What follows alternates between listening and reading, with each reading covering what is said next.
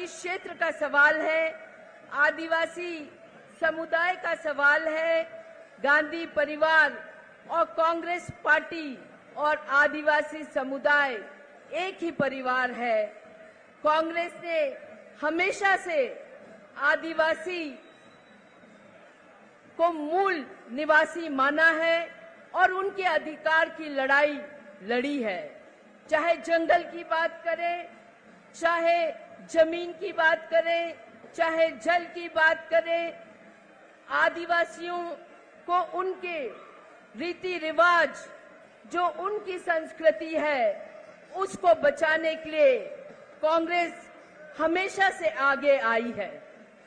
भाइयों और बहनों, हम सब जानते हैं कि भारतीय जनता पार्टी, जो कि केवल आदिवासियों को एक वोट बैंक की तरह देखती है, जिनकी नजर केवल आदिवासियों के जमीन पर रही है, उनके जंगल पे रही है, उनके अधिकारों को छीनने पे रही है, वो हमेशा से आदिवासी अत्याचार अगर सबसे ज्यादा कहीं हमने देखे हैं तो वो भारतीय जनता पार्टी द्वारा उनकी सरकार के चलते। शर्म आती है मुझे कि मध्य प्रदेश में पिछले 3 साल में आदिवासी दलित अत्याचार के आंकड़े उठा के देखें तो करीब 33,000 आदिवासी और दलित अत्याचार रजिस्टर्ड हैं इस सरकार के चलते। तो ये आंकड़े बताते हैं कि आज मध्य प्रदेश में न आदिवासी महफूज है, न दलित महफूज है, न महिलाएं महफूज हैं। और हम रोज देखते हैं कि आदिवासी अत्याचार के केसेस दिन पर दिन बढ़ते जा रहे हैं।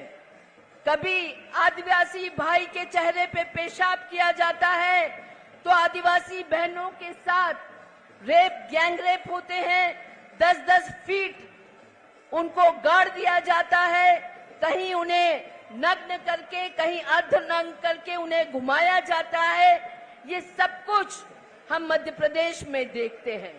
और सरकार और शिवराज सिंह जी, जो कि मुखिया हैं मध्य प्रदेश में, पिछले 18 साल से उन्होंने क्या किया? क्या आदिवासियों की हित की रक्षा करी उन्होंने? क्या आदिवासियों को उन्होंने सुरक्षा दी? क्या आदिवासियों को उन्होंने सशक्त किया? ये तमाम प्रश्न आज हमारे दिल और दिमाग में आते हैं। हमने देखा किसान, हमारे भाई बहन जब अपने अधिकारों की लड़ाई लड़ने के लिए खड़े हुए तो मंदसौर में उनके छाती पे गोलियां दागकर उनको मार दिया गया। हमने देखा कि जब महिलाएं अपने अधिकार की बात करती हैं तो मामा ने पिछले 18 साल, शिवराज सिंह चौहान ने पिछले 18 साल इस प्रदेश की महिलाओं की सुध नहीं ली। उनको याद आई है बहनें पिछले 3 महीने में, और पिछले 3 महीने में वो लाडली बहना करते नहीं थकते। पर पिछले 18 साल में, और खास तौर पे कोविड का वो दौर जब महिलाएं भूखी मरी, जब हमारे गरीब परिवार आदिवासी भूखे मरे, उनके पास न तो काम था न खाना था, तब मामा को इन लाडली बहनों की याद नहीं आई। तब लाडली बहनों की उन्होंने कोई मदद नहीं करी। 1000 रुपए दूर, न गैस की टंकी की बात करी, किसी चीज की बात नहीं करी। और ये अब महिला हितैषी बनने की बात करते हैं। आज नवयुवकों की बात करें तो बेचारे बेरोजगार घूम रहे हैं। जब अपने अधिकार की बात करते हैं वो जाके पूछते हैं कि हमने पढ़ के परीक्षा दी, हमारा चयन हुआ, फिर नौकरी क्यों नहीं लगी, तो उनको डंडे पड़ते हैं। पुलिस टांग के मार के उनको उठा के ले जाती है। और कल ये घोषणा करते हैं कि सरकारी नौकरियों में हम 35% महिलाओं को हम आरक्षण देंगे। इनसे पूछे कोई कि सरकारी नौकरियां हैं कहां? पिछले 6 साल से हमारे बच्चे परीक्षा दे दे के थक गए, उनको कोई नौकरी नहीं लगी, कोई सरकारी नौकरी नहीं लगी, और अब ये महिलाओं को आरक्षण देने की बात कर रहे हैं। ये ठीक वैसा ही झुनझुना है जैसे 15 लाख का दिया था, 2 करोड़ रोजगार का दिया था, किसान की आय दुगनी करने का दिया था, हर घर में छत का दिया था। ये ठीक वैसा ही झुनझुना और जुमला है जो ये दे रहे हैं। एक बात साफ है भाई और बहनों कि जो किसान कर्जा माफी आदरणीय कमलनाथ जी ने चालू की थी, जिसके तहत 1.5 साल में 27 लाख किसानों का कर्जा माफ हुआ था।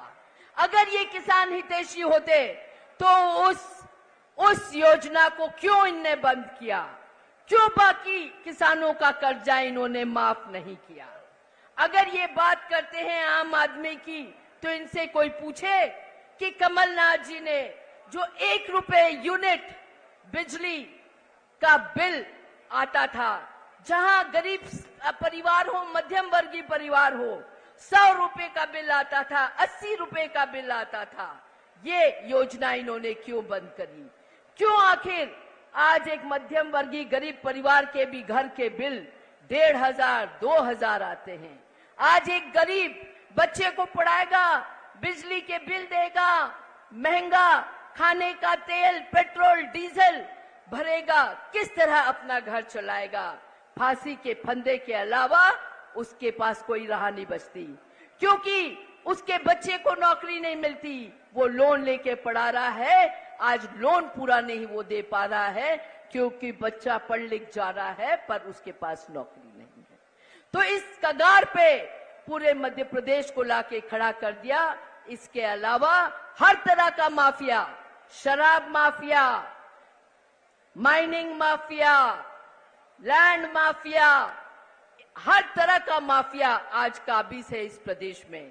दबंगों की सरकार है ये, जहां हर दबंग एक आम आदमी के साथ कोई भी अत्याचार कर सकता है और पुलिस को इतना संवेदनशील बना रखा है कि वो दबंग के खिलाफ रिपोर्ट नहीं लिखती।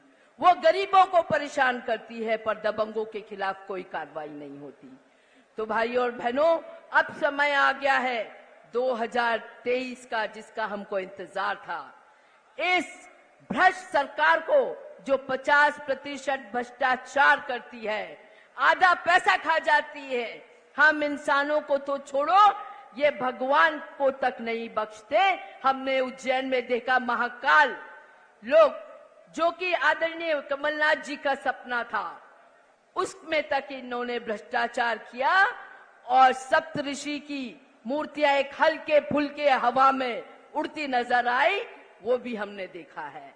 तो आइए, अब समय आ गया है हम सब मिलकर इन भ्रष्ट लोगों को उखाड़ के फेंके। और डर तो देखिए इनका, कितना डर रहे हैं इस बार ये चुनाव लड़ने से कि अपने सांसदों, अपने मंत्रियों को उतारा है इन्होंने चुनाव लड़ने के लिए, और वो मंत्री और सांसद घबरा रहे हैं, कह रहे हैं कि हम अब घर घर जाके हाथ नहीं जोड़ते। आपने देखा होगा कैलाश विजयवर्गीय ने इंदौर में बोला कि मैं बड़ा नेता हो गया हूं, हेलीकॉप्टर में घूमने वाला, अब मैं घर घर जाके हाथ नहीं जोड़ सकता। इतना घबरा रहे हैं ये हमारे एक विधायक के सामने लड़ने में कि इनमें इतनी घबराहट है कि जनता अब इनको उखाड़ के फेंकेगी, इस बात का इनको विश्वास हो गया है। इसलिए कभी मुख्यमंत्री शिवराज सिंह जी कहते हैं कि मैं चला जाऊंगा तो बहनों तुमको बहुत याद आऊंगा। कभी अपने क्षेत्र की जनता से पूछते हैं कि मैं चुनाव लड़ूं कि नहीं लड़ूं। आज इस कगार पे इस प्रदेश की जनता ने उनको लाके खड़ा कर दिया है कि उनको भी विश्वास हो गया है कि अब हमारी सरकार वापस नहीं आएगी। तो चलिए हम सब नारा लगाते हैं, मामा तो गयो, मामा तो जय कांग्रेस। धन्यवाद।